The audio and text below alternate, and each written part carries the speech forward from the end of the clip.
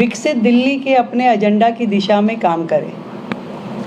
उन कामों से दिल्ली की महिलाएं, दिल्ली के गरीब, दिल्ली के युवा, दिल्ली के छात्र, दिल्ली के श्रमिक, इन सब का जीवन स्तर सुधारने का जो वायदा हमने किया और दिल्ली को जो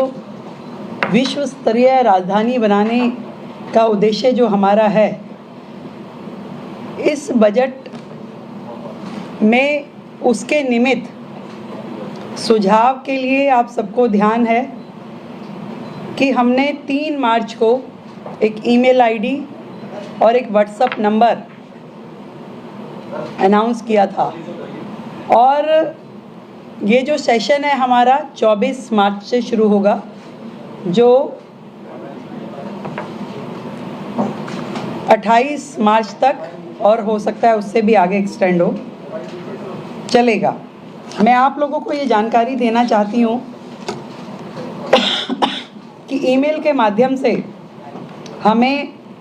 3,303 सुझाव प्राप्त हुए और व्हाट्सएप नंबर के जरिए 6,982 सुझाव हमें मिले, तो लगभग 10,000 सुझाव, जिसमें उनके सुझाव, जनता की अपेक्षाएं और विभिन्न मुद्दे जो दिल्ली से संबंधित है, हर विषय पे जनता के सुझाव हमारे तक पहुंचे हैं और ये सभी सुझाव विकसित दिल्ली बजट का प्रारूप तैयार करने के लिए बहुत ही काम आए। और इसी तरीके से अलग अलग समूह,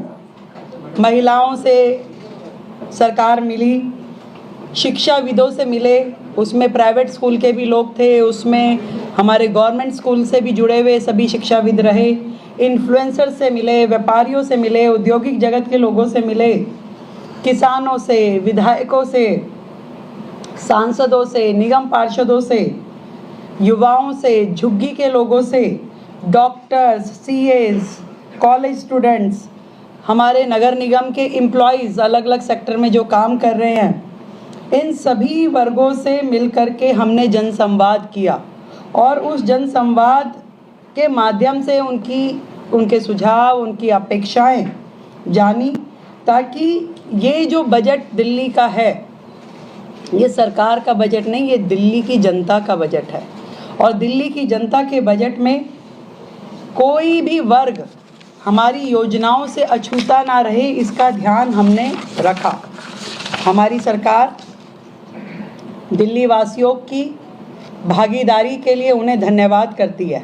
और इतने बड़े पैमाने पे जो उनके सुझाव हमें मिले उसके लिए शुक्रिया अदा करते हैं। और दिल्ली वासियों का ये बजट, जो जनता का बजट है, एक सकारात्मक परिणाम इस सब से मिलने वाला है। हमने विकसित दिल्ली बजट में दिल्ली वासियों से प्राप्त सुझावों को प्राथमिकता भी दी है और उनकी अपेक्षाओं का ध्यान भी रखा है और